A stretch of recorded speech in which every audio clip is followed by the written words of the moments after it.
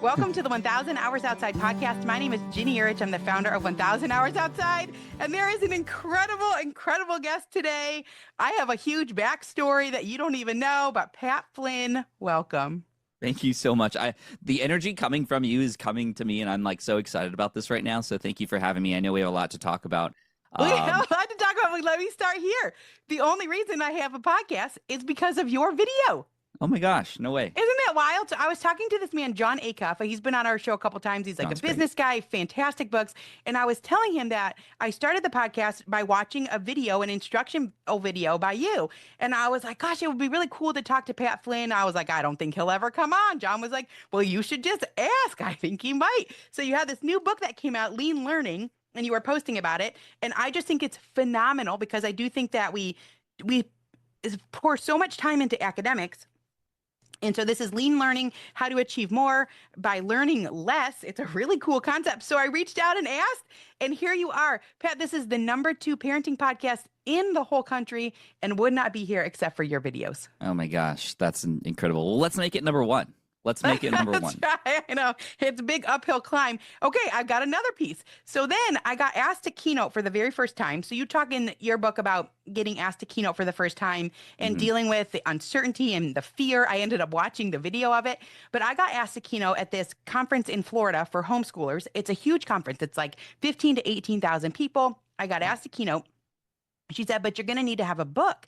And I only had these like activity books, which are good, but it wasn't like a book. So I don't even remember, like it had been years. But when I had gone to your Pat Flynn instructional thing on how to set up a podcast, I had watched probably just like the next one that came up was like how to write a book. And so this book, so it had been No years. way. I went back and I used the same editor. I had no idea that there were even like these developmental editors that you could go out on your own and write a book. And I used the exact same lady. It was like, I went back to your video, I watched it again, I reached out to that woman and she held me to this book. You know what? I need to have you on my show because you are an action taker. I can already tell. And you see these things, you implement them, and then you pass it forward. The things that you're learning, you pass on to your audience as well. I'm so proud of you. This is amazing. And congrats on the book. How did the keynote go? Did it happen already? It was good. I mean, it was like 5 years ago, and then it led to all these other opportunities. And, you know, similar to what you talk about in your book, when I read your book, this Lean Learning, that just came out, I actually got really emotional because I didn't know your backstory. And I think this often happens with the internet is that you intersect with someone and you're like, oh, this person is an expert at the internet and an expert at podcasts and an expert at writing and content.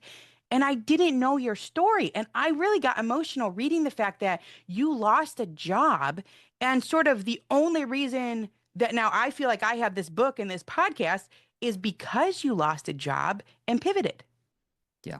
Yeah, I lost my dream job actually as an architect. That's what I wanted to do. And in 2008, I got let go like so many other people. And, you know, I cried about it for a while and I fell into a little state of depression. But I eventually woke up and said, you know what, I got to take control of my own life and figure things out. And that's where I discovered this world of internet business. But it was hard. I was fighting up against not just the learnings and the technicalities of it. I was fighting against what I was conditioned I thought I was supposed to do in life, right? I thought I was supposed to go down this corporate ladder or up this corporate ladder. And when I lost it, I just kept fighting and clawing my way back into that. However, I didn't realize there was this incredible other opportunity here. And it took me letting go of who I thought I was supposed to be able to grow into who I thought it was supposed to be. That's why my first book is called Let Go, not just because I got let go from my job, but because I had to let go of all these things that were taught to me that were supposedly my best route, but ended up becoming, I mean, this layoff was a huge blessing in disguise. So to know that the ripple effect is still working. And like, I'm just imagining you, Jenny, the people who, and especially the moms who are now supported through your show, who are now going to be better parents because of this and the ripple effect that you're having on kids and children around the world. It's incredible what we can do when we step into ourselves and really, and sometimes it takes a tough moment to realize these things and open up. But, I just imagining what would happen if I didn't get laid off. I'd probably still be an architect. I would not have the time and freedom that I have. I might have been still be happy, but I wouldn't have been able to make an impact like I do now. That's for sure. It's unbelievable. I mean, you won't ever know the extent of your ripple because this show's got 12 million downloads, which I know your show's got in the, millions and millions of downloads. But, it's like, but the impetus was you. And I've told other people are like, well, how do you start a podcast? I was like, you just type in Pat Flynn, and that's how you do it. And it's step by step, get you on the thing. And so had you not come out with this book, and if John Acuff wouldn't have said, just ask him, then you don't even have the opportunity to hear this was the impetus for, I mean, it's several things, a book, a speaking thing, and then it goes out from there. So it's a reminder to put yourself out, to put your stuff out in the world, because there's probably going to be a lot of impacts you make that you won't ever even know. Right. I like to say I'd rather live a life full of oh wells than a life full of what ifs. It's those regrets that happen later in life that you go, well, maybe I should have taken that chance or should have asked this person for this favor or whatever the thing might be.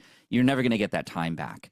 But it can just take one conversation, one action to change the rest of your life and the lives of those around you. And that's what I found over time. Again, this is something that's so different than what I grew up with. I grew up in a world where I had to get a 4.0 grade point average or better or else I was failing. Right? 4.2? Yeah, 4.2. I graduated magna cum laude from UC Berkeley. It was like, okay, I'm doing the things that I was taught to do, and I'm doing them well.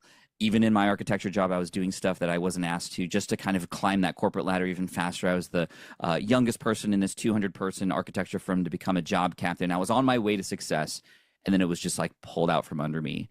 And I felt like I was at fault. I felt like I did something wrong. But what I found out was just I wasn't in my true self.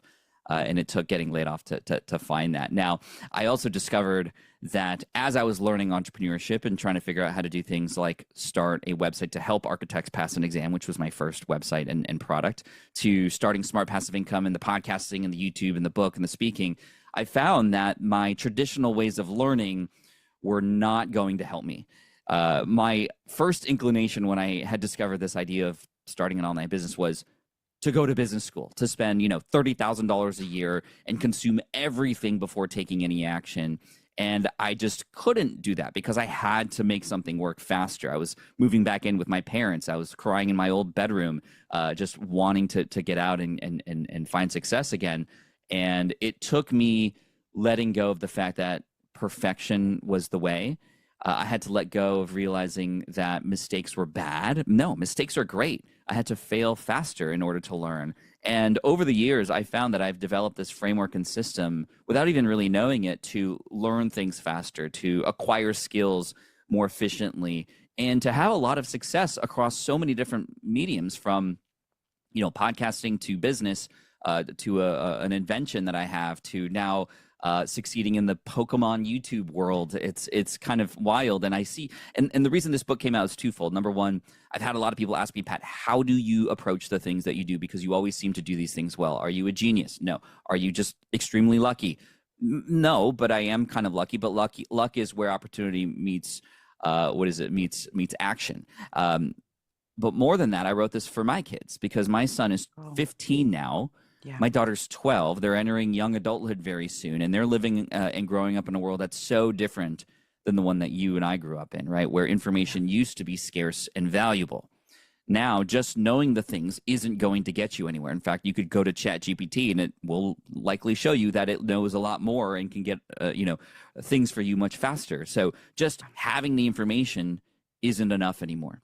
It's finding the right information at the right time and using it in the right way. It's the difference between what we are so used to doing, which is consuming just in case information, and transitioning to now just in time information. And it's a hard psychological thing to get over, but this is where we need to go. This is where what I'm trying to teach my kids, realizing that the resources are there. You don't need all of them right now. Yet, at least for people my age, I go to, I ask them to pull out their phone. I'm like, show me the podcast that you're subscribed to. Or the YouTube channels you watch, and they're like, subscribe to dozens. And like, I have to listen to every episode. I'm like, why? You now have no time to do anything, and you're confusing yourself. In fact, one thing I talk about in the book is this idea of not just overloaded with information, but overloaded with inspiration. Because we're so connected on all these social media platforms and we're following people that we love and enjoy, we're getting super and over inspired, and it's just pushing and pulling us in all different directions. And we, even though we have access to all the information we could ever need, we often feel even further behind. And this book is a response to that. I talked to this mom recently. She said, her husband brought it up because she said, it would be like this night. She's like, I want to be a homesteader. I want to have a 15-acre farm. I want to raise pigs. I want to do all our own food. And then the next day she's like, I want to live in an RV. I think it would be great if we travel the country. So it's like an onslaught of information. And I love that the book, especially for parents, it illustrates the fact that we really focus on this one right way. The one right way is a 4.2 GPA. It's magna cum laude. It's the architecture. It's this job that seems set in stone, and yet it wasn't. It was not. And so if we can be a little bit more open to other ideas, it helps our kids to be more flexible. It gives us a little bit more time as a family, because then that information is not quite so imperative. You can spend a little bit less time on it. It really gives families permission to do things a little bit different. So this lean learning, Right. Can you talk about how the endless consumption of content is, so you talk about it, it can take you in different directions. It also can be something that we do out of fear, because Right. if we just say, well, we're just still learning. I just got to take one more course. That if I just finish this, I'm going to be better equipped in the future. And it keeps us from doing anything. Right. The learning is actually a fake way of progression. It feels good to learn. It feels like it's more safer to kind of understand the whole thing before diving in. And of course, in some cases, that's important, right? If you're a brain surgeon, you kind of want to know how things work first before, you don't just go right in there. Yeah. But for most things that we're trying to do in life, we don't need all the information to get started. We think sometimes we need to put 10,000 hours into something is what some people say to become a master. But you can learn so much and progress and even find success within the first couple hours. You don't need 10,000 hours. You can get there later. And Yeah. across the entire spectrum of everything that you could ever know about a particular thing that you're doing, you just need a small percentage to just get started. Because what happens is when you get started, the actions that you take help guide the next direction to go. The mistakes that you make don't derail you. They become the guardrails to now work within. And again, it's a psychological thing that happens with learning. And like you said, the FOMO that happens as well, because we come across so many things on our feed and on our desk of really well-positioned items because these people are great writers. They have great titles and great thumbnails for their videos. So, they're built to bring us in. And if we're not careful, we're going to watch and then go down a rabbit hole that we don't need to go down right now. And so there was once a strategy to combat FOMO, this fear of missing out, which was JOMO, joy of missing out. But I don't like that because it's almost like pretending, or you're kind of faking that, right? It's almost like Reese Witherspoon when she was trying to, in Legally Blonde, study for the bar exam. Like all of her sorority mates were partying and she was studying for the bar exam. Well, of course she wanted a party, but she did something that is what we need to do, which is the joy of opting out. Realizing those things are there, knowing that, yes, I feel compelled to do that or learn that thing because everybody else is talking about it, but being disciplined enough to say, I know that that's not what I need right now. Thus, then recommitting to the thing you've already said yes to, because here's what happens when we continue to say yes to everything. This is part of the exercise of growing. It's learning when to not just say yes to things, but also when to say no. Because when you say yes to one thing, you're inherently also saying no to something else. And in this world of over-inspiration, over-information, when you say yes to the new thing, you're saying no to the last thing that you said yes to. And it just becomes this vicious cycle, right? And when I think about this like psychologically and biologically, our brains aren't evolved or haven't evolved fast enough to consume the amount of information that's being presented to us, right? Yeah. Like if you think about the way we were back in like cave person days, right? Like if you come across food, you hoard it because you might not come across food again for a while, right? So you consume it for survival. And we have been treating information in the same way because for a while, information was survival, right? Information equals power, or at least it used to be. It was a significant thing that showed how wealthy you were or status, right? The more you knew. Yeah, you even talk about the encyclopedias. Yeah, People, anybody who had an encyclopedia in their house, maybe they had 2 sets. right. You were because you could afford it, right? Because other people couldn't, and therefore you were higher status if you had an Encyclopedia Britannica. But today, we're at this buffet line of information. There's so much of it, and we're stuffing our plates. But not only that, the systems and the platforms that we're a part of are designed to force feed things and just like basically ram these things down our throat when we don't even need them, right? It's Mhm. that they are designed to help you find things that you don't even know you need right now, because that keeps you on those platforms and makes more money for them. When Mm. you realize why these things are drawing your attention, you start to kind of be able to kind of, at least be able to combat that.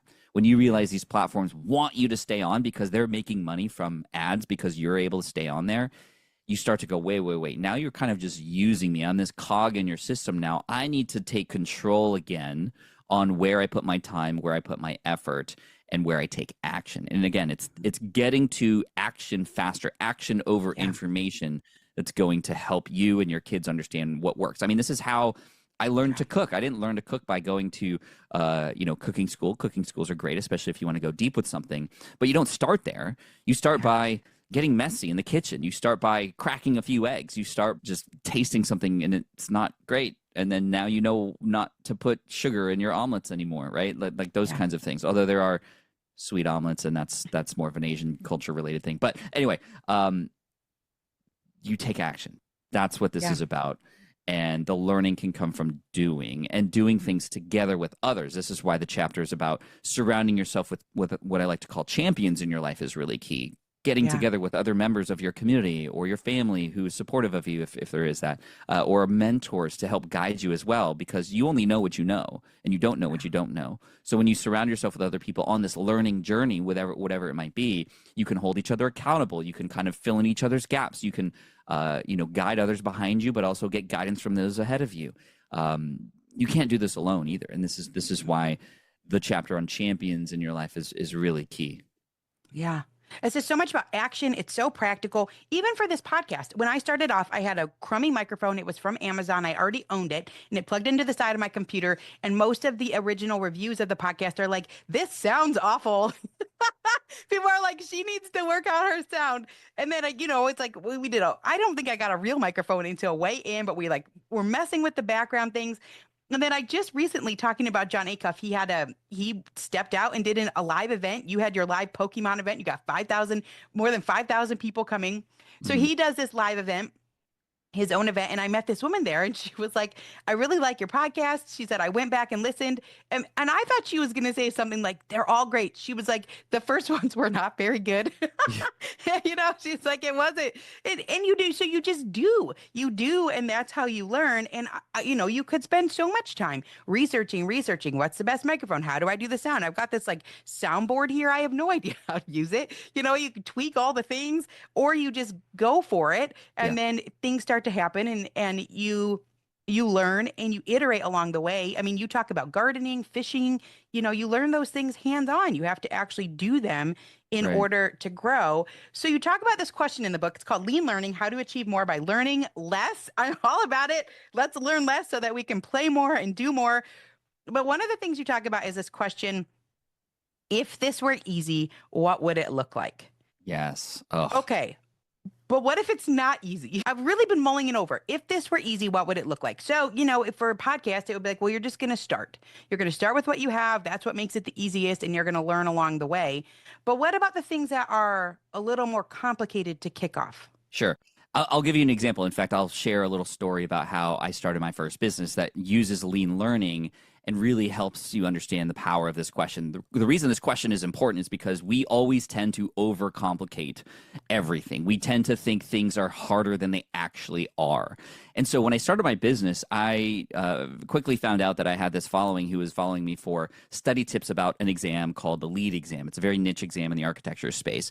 And I was told that I could potentially write an ebook and study guide and sell it to this audience that I had on my website. And I was like, this is a great idea. I wish I had this, and I'm going to make it because nobody else has made it yet. But I don't know how to do this. I don't even know how to format it. I don't know how to write it. In researching all the things about an ebook, I found out that I needed to know what technology to use to sell it online, how to write sales copy, and all this stuff that I had no. Okay, this is a good example because Yeah, that is not easy. Like to no, figure, I mean, we've got a self-published book. I mean, it's a lot. You have right, no idea what you're getting into. So this is an example of something that's not easy. right. But the But question is, if it were easy, what would it look like? well, step one, I don't need to worry about selling anything if the book doesn't exist. So let's narrow down our focus just to those first parts. Okay, well, I don't even need to know what the cover looks like, even though that's what I want to focus on because that's the sort of fun part. But I don't have a book yet. I need the words inside this thing. So I'm going to strip everything down. If this were easy and I could just get started, I would, like you said, just get started. I opened up Microsoft Word and I just started writing, and it was bad, but I started it. It's almost like you're finding a whole bunch of sand and it's messy, but through that, then you can carve out the sand castle that'll end up there at the end. So I took 2.5 weeks of just writing, not worrying about all the next steps, trusting that those next steps I would be able to find something to help me on. And by the end of 3 weeks, I had it. I had a 74-page Word document that was ugly, but it had all the information I needed inside. So I said, okay, now I want to make this not ugly. I'm not going to worry about marketing this yet or any of the sales copy. I just need to make this look good. So I went onto YouTube and I found one video about how to take a long document and turn it into more of a landscape positioning with 2 columns and add blank spaces within it so that people can start writing in it. And I was like, oh my gosh, I figured out how to do this in 1 hour. I didn't have to like go to school or anything to figure this out. There are a lot of resources like YouTube to help figure out what the next step is, because that's what lean learning is. What's the next step? Learn only what there is to know about that. This is called just-in-time information, and then trust that the resources are there for the next one. So again, I formatted the book. Great, I have this book now. It's formatted. It's ready to go, but I don't know how to sell this online. If this were easy, what would it look like? Well, I know that it's possible, so let me go ask a friend of mine who sells a digital good online on their website and just ask. And he was like, oh, Pat, yeah, easy. Just use the tool called eJunkie, which doesn't exist anymore. There's a lot of other tools that do something similar. But I could just upload my PDF file to this tool, and it would give me a button to then put on my website. Anytime a person clicks on this button, I'd make a sale if a person finished their checkout process. And I was like, oh my gosh, that's easy. It took 20 minutes to set up. Great, I have this button now, but now I need to learn how to do copywriting. I'm not copywriting. People spend years mastering copywriting and knowing what words to say on their website. I'd never done that before. I would just normally say like, hey, this is the thing, buy it. But there's an art and a science to it. So it started already, again, to feel overwhelming. But wait, if this were easy, what would it look like? And I eventually found my way through asking and some research, again, finding the answer to this particular question. How do I write sales copy for my book? There was a book that I found called Moonlighting on the Internet. It was written by a man named Yannick Silver. It was 200 pages of all different kinds of ways to make money online. I didn't need any of it.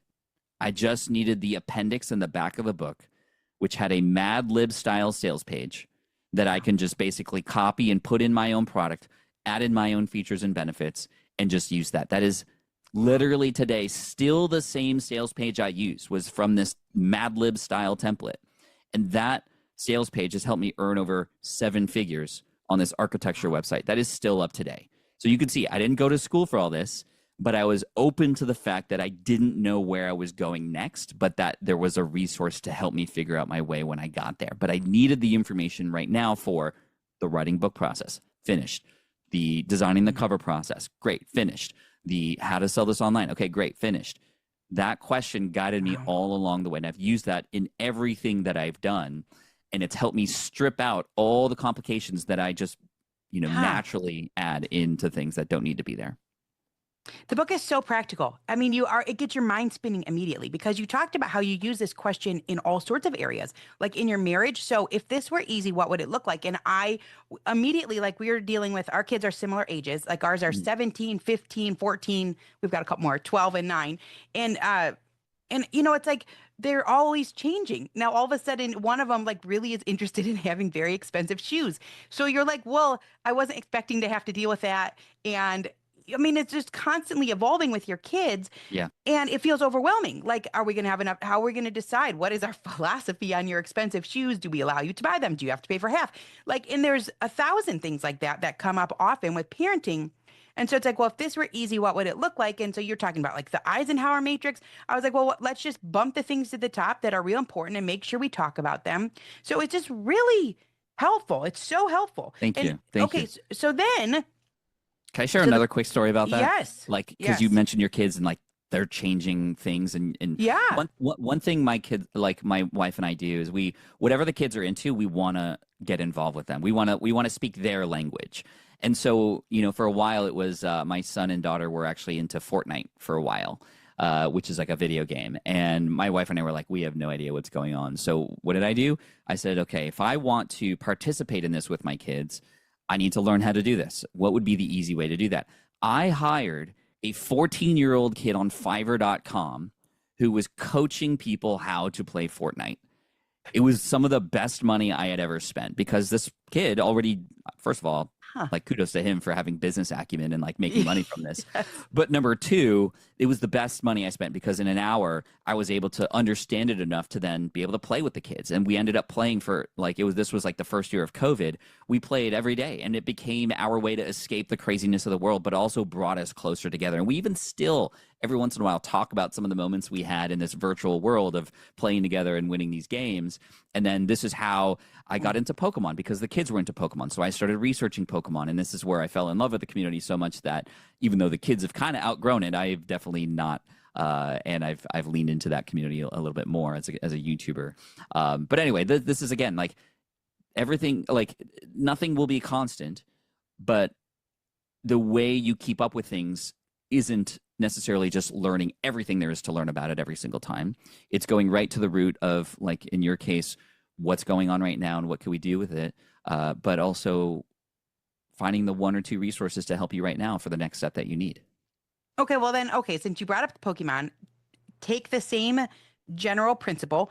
If this were easy, what would it look like? And talk us through how you did an in-person event with 5,500 people.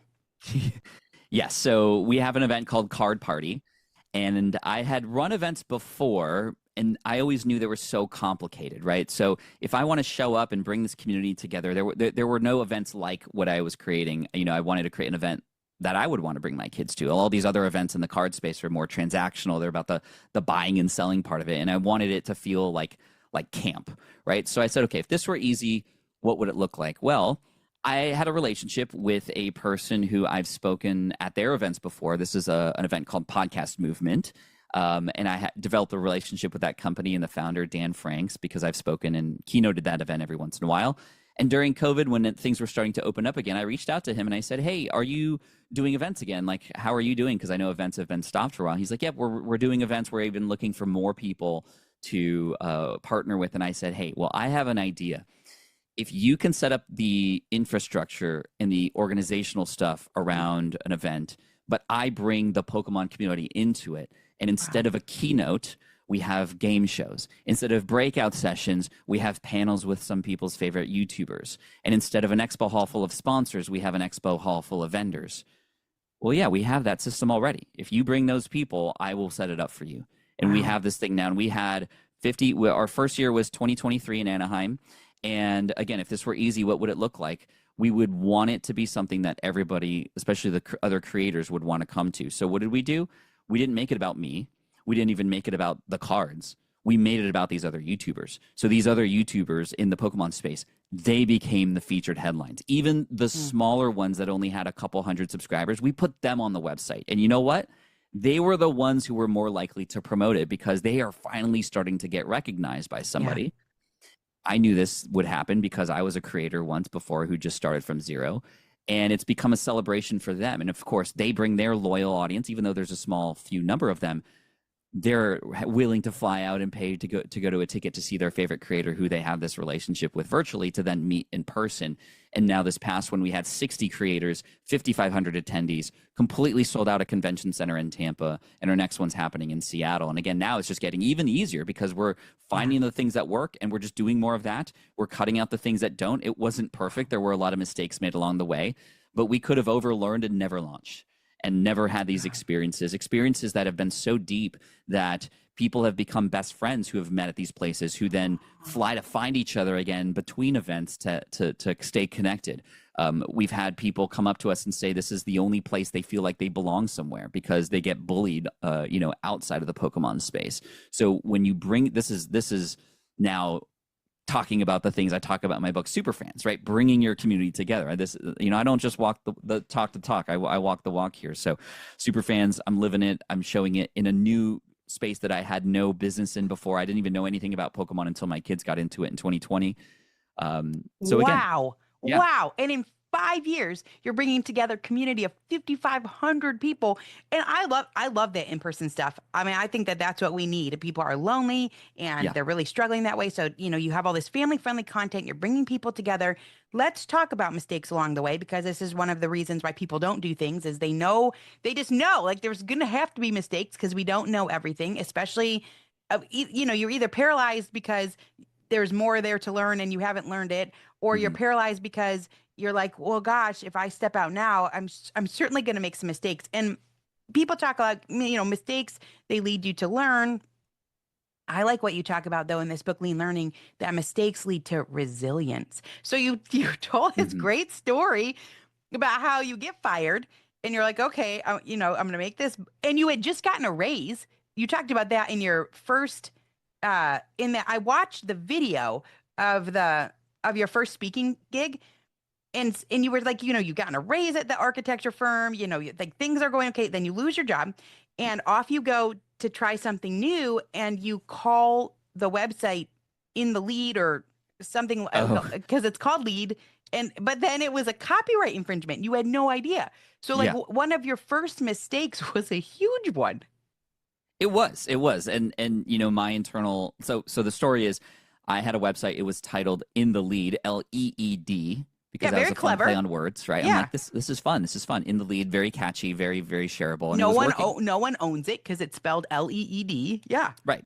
However, that is the name of the organization, Leadership in Energy and Environmental Design, that has a trademark lead.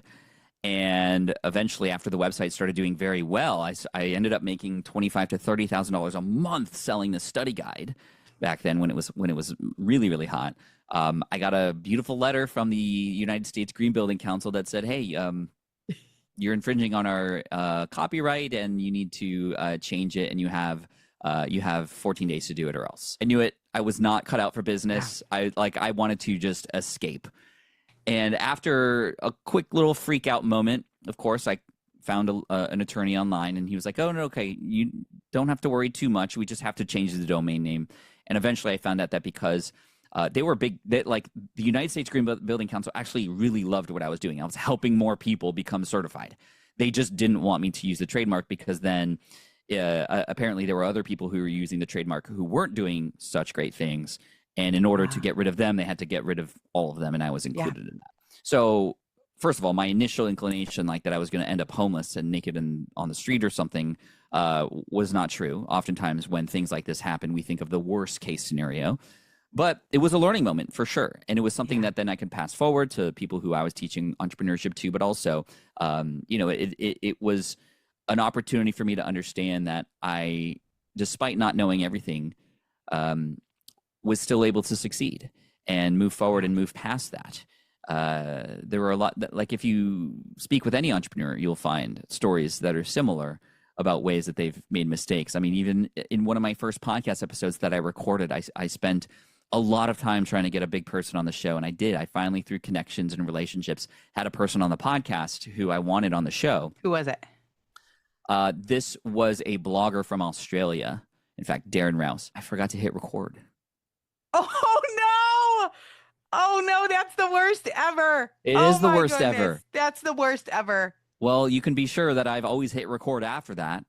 I could always, you could have something like that happen and then go, okay, I guess that this just means I'm a failure, but it's up to you to decide how you react to these things that happen, right? So I said, okay, that sucked. Thankfully, he was very gracious and we were able to re-record, but that was very embarrassing and Yeah. something that then I was able to understand and put in my sort of systems and standard operating procedures to always make sure that I'm recording. And I don't know if I gave you a small heart attack to just make sure that we were recording when I said that, but yeah, we're totally I know recording you this did right a now. little bit. Yeah. Uh, but yeah, Mine starts automatically. So I'm oh, like, yours thank does. Oh, goodness. that's But good. I lost one time. I have no idea what happened to it and just wasn't there. You're like, oh, because you can't recreate that synergy or whatever the conversation was. You can go back and have another one, but you're always kind of like, oh, we lost it. Yeah. Yeah. I mean, Wow. you learn these things over time, Yeah. and again, it's up to you to decide what you want that to Yeah. mean to you. What I really liked though, and this is the part that I feel like in this day and age where we have to adapt a lot and our kids are going to have to adapt a lot. What you talked about was, okay, mistakes are going to lead to learning, right? You're not going to do that again. You're going to learn to always hit record. You're going to learn to check copyright things. If you come up with something new, you're going to learn these things along the way, but they just also make you a resilient person. Oh yeah, it's just like the salesperson who says, you got to get through a thousand no's until you get that yes, and every no helps you understand that these no's aren't as bad as you might think, right? The rejection that happens isn't as bad as we make it out to be. And of course, if you just get rejected once and then you start kind of spiraling down and overthinking what that means, then of course it's going to feel bad and you're never going to try again. But the resilience is key, that understanding and this sort of almost like self-training that like the mistakes are that you're going to be okay. And I had to train my way into that because I grew up in a with world a where mistakes were bad. So yeah, if you grow up in a 4.2 GPA, then that's the type of situation where you're like everything's got to be perfect. Well, I remember one day I came home with a 94, 95% on my math test. And my dad goes, "What happened to the other 5%?" And I love my dad, but that then led to 2 hours of tutoring on one of those yellow legal pads that was a little wet because I was crying on it. It was just such a painful thing. And so therefore, of course, I was conditioned to be like, okay, never again do I want that kind of lecture and like, hardcore training. So I'm going to perfect everything. And every mistake could potentially lead me to those traumatic moments. So therefore, I will not make mistakes and not be okay with it. Which then in some cases in my life was like, okay, well, I'm not good at this, so I'm not even going to try because I know I'll make a mistake. So therefore, I'm just going to stick with the things that I'm good at and never explore. And that is a very dangerous game to play because then you start to live in complacency. You start to say, oh, I'm fine, but you need to be great. And in order to be great, you need to step outside that comfort zone and fail. Fail, as some people say, is an acronym for first attempt in learning, as some say. Oh, yeah. And it makes you a more resilient person in the long run because you realize you're like, well, I made it through the cease and desist letter. That happened right off the bat. Like, I mean, when people talk about failing, I'm like, oh, my sound quality was crummy. Right. People But you got to be but cringe before they binge. That's what I like to say. And to get a letter from an attorney, a cease and desist letter, I mean, that's like really, I think most people would be like, crumple. I'm done. You say, I took this as a giant sign that I was not cut out for running my own business. Imagine if I had quit. Imagine. Yeah. I can imagine because I probably wouldn't have a podcast or this book, Imagine. And you talk about other mistakes. I had no idea that YouTube used to be a dating website, that was the original intent it was so that you could upload videos of yourself and try and meet other people that you wanted to date. It just didn't work. So of course, and now YouTube is this huge thing. So it's really, really incredible to learn. And especially from someone who came from being a 4.2 GPA, especially. I think that you can especially speak into that because you can say, look, I've tried both ways and this way works really well. The lean learning way works well. Let's talk about adapting because we are in an era marked by swift changes and endless choices. You write, the ability to adapt quickly has never been more crucial. So you say this, lean learning goes beyond traditional learning, which I think it's counterintuitive. Right? Most people would say lean learning goes below, it goes before. But you're saying lean learning goes beyond. How does the lean learning help us to be an adaptable person? As quickly as things move today, the more that you can understand and learn your way into new things quicker, the more useful and valuable you will be.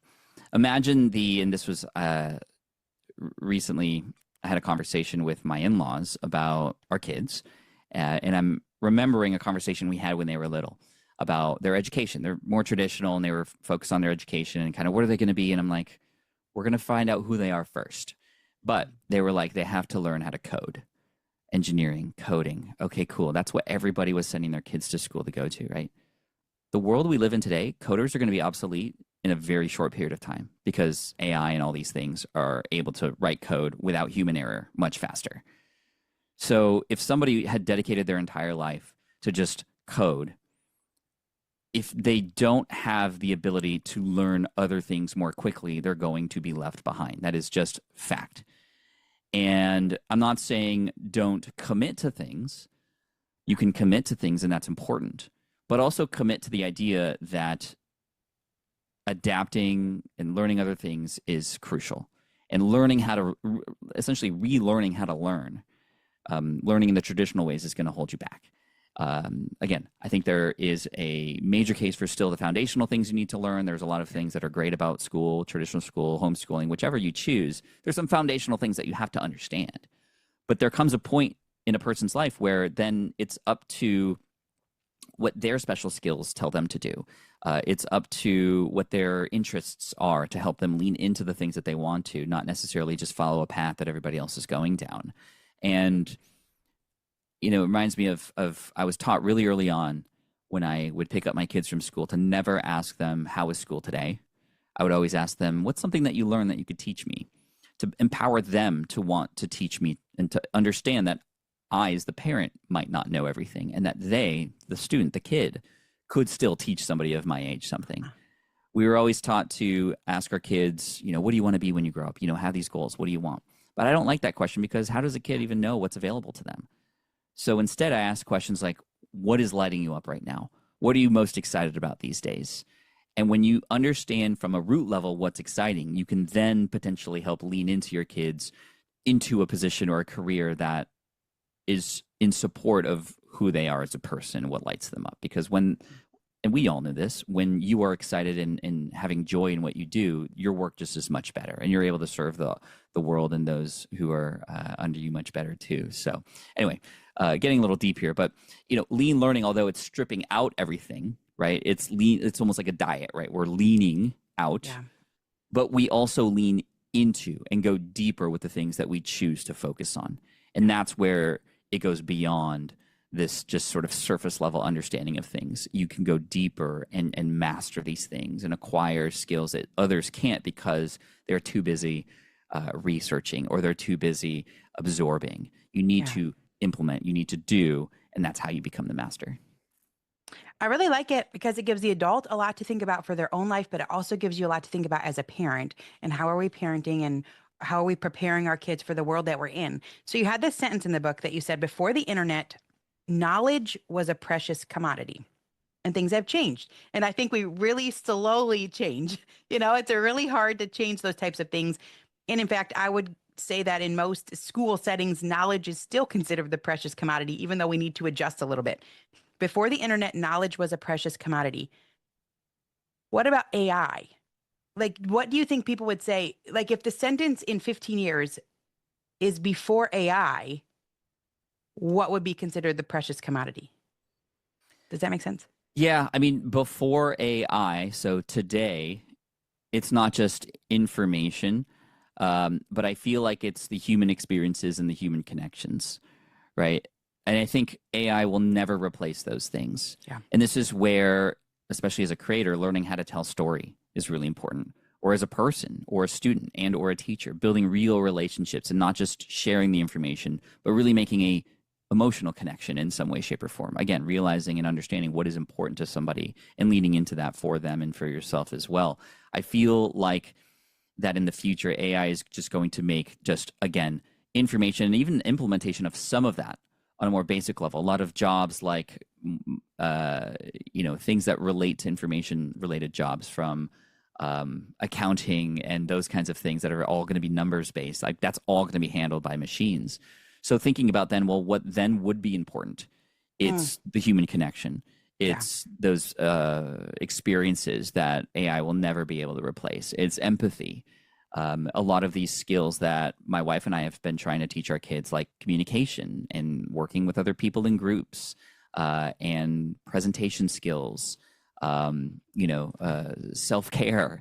These things are things that are more important to us than the grades that they get. We still want them to get good grades. We still want them to have opportunities, but it's so that they can have options, not so that they can live a predetermined path in life.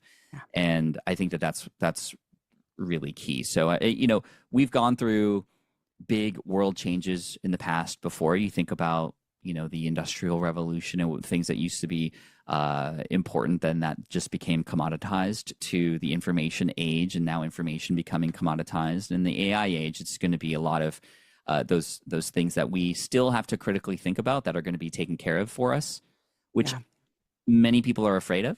and I'm afraid of certain things about AI as well, but there's a lot of things that it can do for me as well so that I can move on to those experiential related things much faster, right? I can take care of, 5 hours of research in just 15 minutes so that I can get to the parts that only I can do as a human, to get on my podcast and talk and have a real conversation with somebody, to, going out and experiencing and doing things with my kids versus kind of just the research part of it, right? So, AI can be a tool for good and it could be a tool for bad. And, with great power comes great responsibility. Yeah. Jerry Kaplan talks about that. He's like a Stanford researcher. He's been researching AI for a long time, since the 80s. And he talks about how the future is more human than less because of just what you said. I think that's what everybody really wants. They want to go do stuff with their kids. They want to go fish. They want to garden. And so if you use the tool to gain a little bit more time, what are you going to put the time into? It's going to be the things that make you feel human. And I love that you talked about in that first keynote that you gave, which is online, people can watch it. You say, become a person that has stories. Like if you don't have any stories, then put yourself in situations that are going to make stories happen so that you can connect with people in that way. And I thought that's really good advice for adults. It's really good advice for kids, for families. Be the type of a family that has stories that are attached to your family, to your kids, to your experiences. So I love all this. It's really, really relatable and very timely. I thought this was really interesting. So you're talking about lean learning, like learning a little bit less so that you can go do, but also you talk about learning in different ways. So one of the ways that you talk about learning is learning in groups. So you wrote peer groups are a good, and I don't really do this. Peer groups are a good way to consume information. So there's the piece about overconsumption, but there's also the piece about direction and where is your information coming from.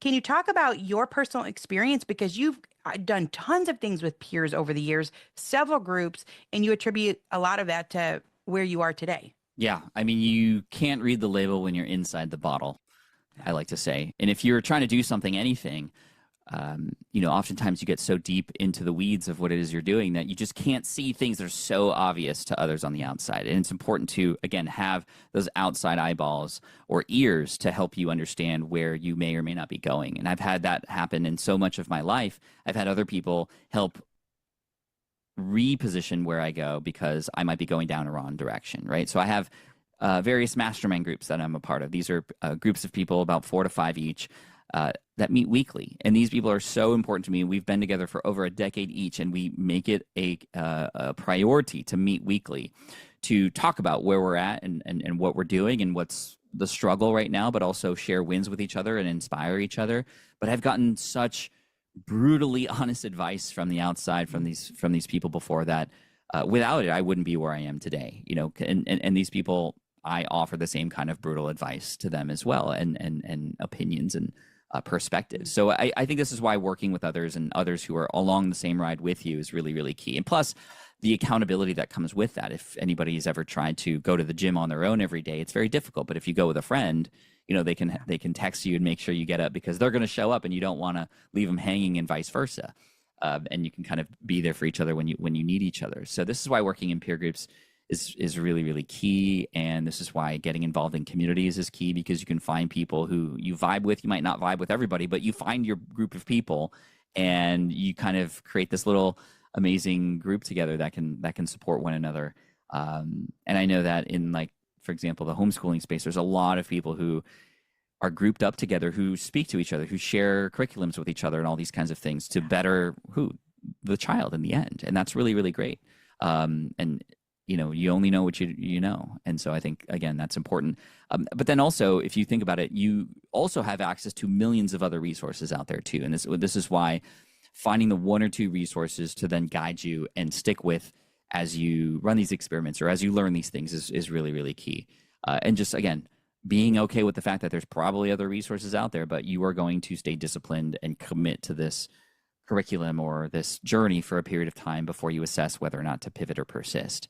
And that's what's key. There's also other kinds of ways to learn, taking these big things that you want to do and approaching them in a more micro mastery kind of way, right? I have a friend of mine who's an ultra marathon runner, and he wants to master ultra marathon running. I mean, he's running like 30 miles a day. It's stupid. Like, I don't know how he does this. But in order to get better at it, he's not just running every day to get better at it. He's micro focusing on certain elements of it that then incrementally stack on each other to get better over time. So, for example, I remember at one point I called him up one day and I was like, "Hey, what are you up to? How's your running going?" He's like, "Oh, cool. We have a camera crew here to help me film some stuff." And I'm like, "What are you filming?" He had a camera crew come to his house to film him in ultra slow motion to see how his heel hits the ground, to make sure that the angle of attack and all these other math equations that go along with it. I'm like, I don't know what you're talking about, but this sounds cool. Anyway, he was micro focusing on that because if he can get his stride just 1% better across thousands of steps, that turns into several minutes and then several hours and much more energy. Right. So micro focusing on these things is key. When I go to speak now, I micro master certain things. When I was learning, okay, well, I'm going to figure out in this next talk what to do with my hands. And I'm just going to watch 100 TED Talks, but I'm not going to watch them all the way through. I'm just going to focus on what they're doing with their hands. And I'm going to try to discover what I like and don't like, or what makes sense, or where I'm more engaged and not engaged based on just literally what they're doing with their hands. And then I can learn and absorb that and then implement that.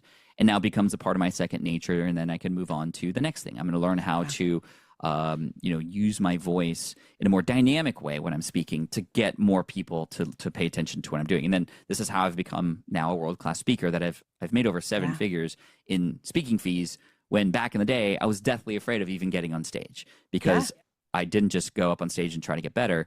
I micro-mastered on certain things each time.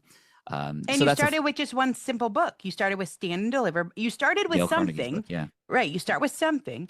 And then, that's not going to be everything. So you just made these small adjustments every single time. And you say, you never know what can happen when you put yourself in the right place where you are forced to learn and grow. So in that, and sometimes you choose that. Sometimes you're forced to learn and grow because you lose your job. And sometimes you're helping out a friend. You're going to do the public speaking for their event, even though you're terrified. And that's a choice to learn and grow. And then you capitalize on that and keep going. There's a lot to consider in this book. Where are we at on time? I was wondering you get this 4.2 GPA and you go on and you do really well in college. You go to UC Berkeley. If you were a high school advisor today, would you advise? Role, and if it were up to me as a high school advisor, would be to learn more about each child who was in my folder, I guess you could say, because I know I'm going to have A to G or something like that. So whoever these kids are, before telling them what to do, I need to know who they are. Yeah, because that path might work. The 4.2 might work. Yeah, exactly. It's all based on who they are and what their goals are. And so that would be, as a coach, I know to do this. It's asking the right questions to help them discover who they are, not guide them in a way that, felt right for me, or it's what everybody else is saying. Yeah. Right. So again, this is where the exercise for everybody listening is, what's important to you? What are your goals? What are your values? They're going to be different from others. So the pathway that somebody says, just like a diet, it's like, oh, do this diet because it's helped me lose a lot of weight. Well, that helped you, but I'm a different person. I have different goals. I have a different body. Right. So, some things from this may work and some things from it may not. In fact, in many cases, it could be dangerous. So this is where going into who you are and what you are interested in can then help guide to, for some, and we even tell our kids, we like, if you want to go to college, cool, but go because that's what you want to do, not because I told you. Maybe it's travel, maybe it's do an apprenticeship or do some trade. And especially at a young age, you have the opportunity to try a lot of things. That is your moment in life to experiment because you have less risk. You don't have yet the family that you have to maybe, reduce the amount of opportunity you have. That being said, that doesn't necessarily mean you don't ever will have opportunities. I started my business and several other more with a family. Yeah, so, same. Absolutely. But that's where I would go. I would go into coaching Pat and ask the right questions to discover more about who they are, or at least get them to start thinking more deeply about what they want in life. Not necessarily, again, which school would make you look the best. Yeah. It just gives you permission to explore other ways of doing things, and a reminder to prioritize things like adaptability and resilience and making mistakes and how to take these large decisions that are in front of you and break it down into smaller things. If it were easy, what would it look like? What a book. Lean Learning I Thank can't you, even believe Jenny. I got a chance to talk to Pat Flynn. We always end our show with the same question. What's a favorite memory from your childhood that was outside? I really had, so second grade, I was living in Connecticut, and I had a really big crush on this girl. Her name was Rachel. And I tried to impress her by going on the monkey bars, running to the monkey bars, and in my head as a kid, I was going to do a full 360 above it and then land on my feet. I didn't know physics back then because I ended up slipping and hitting my elbow on the concrete sort of thing, and I broke my arm trying to impress this girl. Traumatic. Went to the doctor, and the doctor ended up being Rachel's father. So I got to know Rachel through her father. And when I went back to school with a cast on, she was the first person to sign my cast because she already knew that I was coming to school with and her dad had been talking about me with her. So anyway, What a story! What a story of something that seems like it's going the wrong direction, but was redeemed. yes, and then I moved away, and then that was that. But making lemonade out of lemons is kind of a theme here, I guess you could say. Yeah, it sure is. Pat, what an honor. Thank you. Thank you for helping me start all the things that I've started. I mean, you had no idea I even existed, and you put all these things out into the world, and they have helped me tremendously and then have trickled out into our 1,000 Hours Outside community. I'm so grateful, and huge congrats on your new book. I'm grateful for you as well. Thank you so much for this opportunity.